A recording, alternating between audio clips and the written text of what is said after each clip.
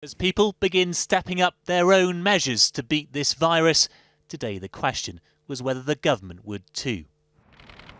Chief Medical Officer, is it time to ramp up the response, do you think?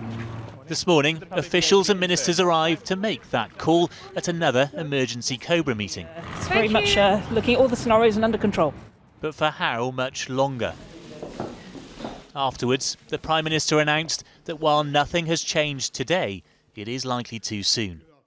We remain in the contain phase of the outbreak, but watching what is happening around the world, our scientists think containment is extremely unlikely to work on its own, and that is why we are making extensive preparations for a move to the delay phase.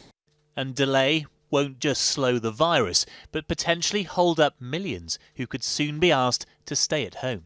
We are now very close to the time, probably within the next 10 to 14 days, when the modelling would imply we should move to a situation where we say everybody who has even minor respiratory tract infections or a fever should be self-isolating for 7 days afterwards. So those with symptoms who don't need hospital treatment will have to stay indoors at home, where many won't be able to work. If they're asking people to self-isolate, then people on 0 hours contracts, working in the gig economy, need access to statutory sick pay from day one.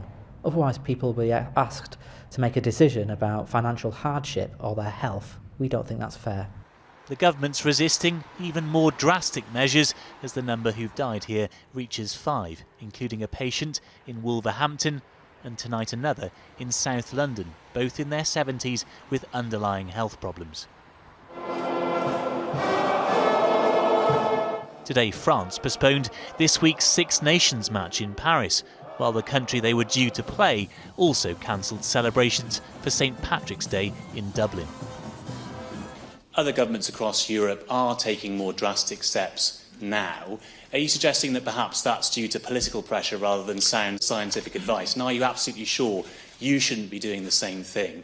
First of all, I think that the best answer to that, Paul, is just that the phenomenon, the epidemiology, may be different from one country to the next. And I think it's very, very important that we in the UK are guided by the best and the latest scientific advice, and that's what we're doing.